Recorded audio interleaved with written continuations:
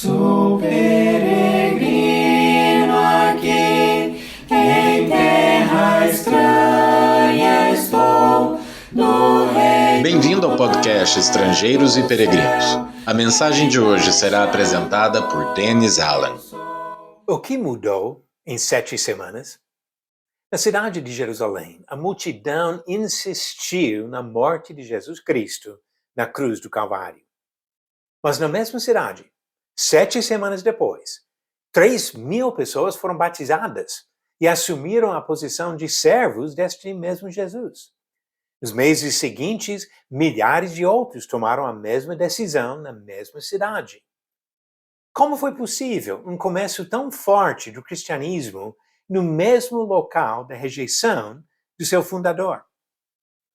Alguém poderia imaginar que a resposta vem da eloquência de Pedro e os demais apóstolos, mas nenhum comentário nas Escrituras apoia esta conclusão.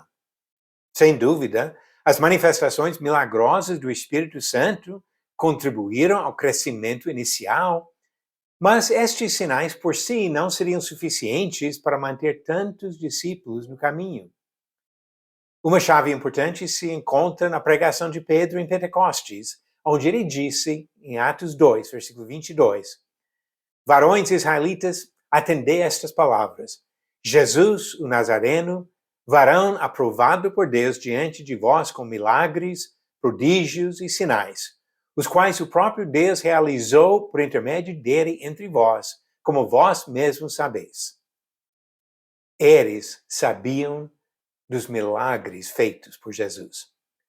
Além dos argumentos apresentados por Pedro, as obras realizadas por Jesus durante os anos anteriores serviam como prova das suas afirmações. Mesmo as pessoas de outros países que chegaram a Jerusalém para participar da Páscoa e ficaram até Pentecostes, tiveram 7 semanas neste intervalo para ouvir sobre as obras de Jesus e até investigar a validade dos relatos. Alguns comentários no registro do Evangelho escrito por João salientam o significado desta oportunidade. Situada a 3 ou 4 quilômetros de Jerusalém, foi a aldeia de Betânia. Poucos dias antes da sua morte, Jesus realizou em Betânia um dos seus milagres mais notáveis. Ele ressuscitou Lázaro, 4 dias depois da morte deste amigo do Senhor. João capítulo 11, versículos 43 a 45. Este milagre teve tanto impacto que os líderes convocaram uma sessão extraordinária do Sinédrio para discutir o problema que esta evidência causou. João capítulo 11, 47 e 48.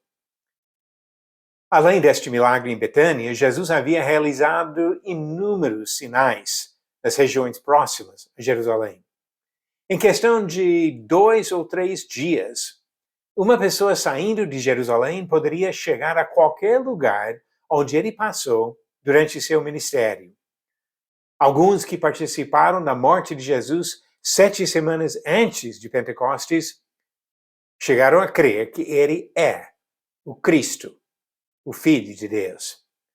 Para eles, como para várias outras pessoas que presenciaram os sinais durante o ministério de Jesus, a evidência foi convincente.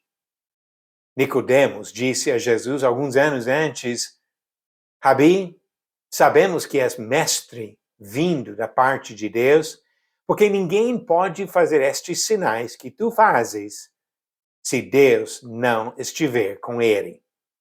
João 3, versículo 2. Mas muitos ainda não creram. Até alguns judeus que andavam na Galileia e na Judeia durante a vida de Jesus, vendo os sinais de primeira mão, não se converteram. João explicou que o problema não estava na força das evidências, mas na predisposição das pessoas. Não agiram conforme estas provas, porque amaram mais a glória dos homens do que a glória de Deus. João 12, versículo 43.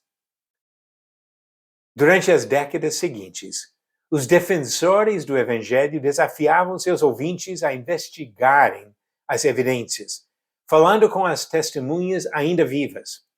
Lucas cita as testemunhas oculares como evidência da veracidade de seu relato do Evangelho.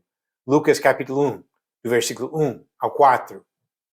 20 anos depois da pregação de Pedro em Pentecostes, Paulo defendeu a doutrina fundamental do cristianismo, a ressurreição de Jesus, citando nomes de algumas testemunhas e comentando ainda sobre outras testemunhas, mais de 500 irmãos, dos quais a maioria vive até agora, ele disse. O fato impressionante destes relatos é que o cristianismo cresceu de uma maneira fenomenal, perto dos lugares onde Jesus andava e próximo ao tempo das grandes obras por ele realizadas. Estes primeiros crentes tiveram acesso aos fatos e agiram conforme as evidências. Decidiram se entregar àquele mesmo Jesus que foi morto em Jerusalém, porque ele vive e reina sobre todos nós. A pergunta bíblica de ontem foi: os discípulos de Jesus foram chamados de cristãos pela primeira vez em qual cidade? Alternativas: Jerusalém, Belém, Roma ou Antioquia. E a resposta certa, alternativa D, Antioquia. Conforme diz Atos 11, versículo 26, em Antioquia os discípulos foram pela primeira vez chamados de cristãos. E a pergunta de hoje: Deus mandou que os israelitas usassem que tipo de pão na Páscoa? Alternativas: A, pão sem fermento. B, pão de trigo integral. C, pão de linhaça. Ou D, pão frito em óleo de azeite. A resposta amanhã, no final do episódio 453.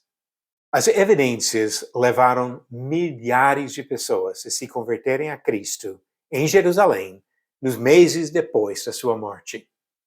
As mesmas evidências, registradas nas Escrituras, servem para nos levar à mesma conclusão. Se você ainda não se converteu a Cristo, precisa examinar as evidências e chegar à conclusão que é necessário se submeter a Jesus, nosso Salvador e Senhor, e aquele que nos conduz à vida eterna. Obrigado por nos acompanhar nessa jornada pelas Escrituras. Volte amanhã para ouvir mais uma mensagem do podcast Estrangeiros e Peregrinos. Seguimos pelo mundo a viajar.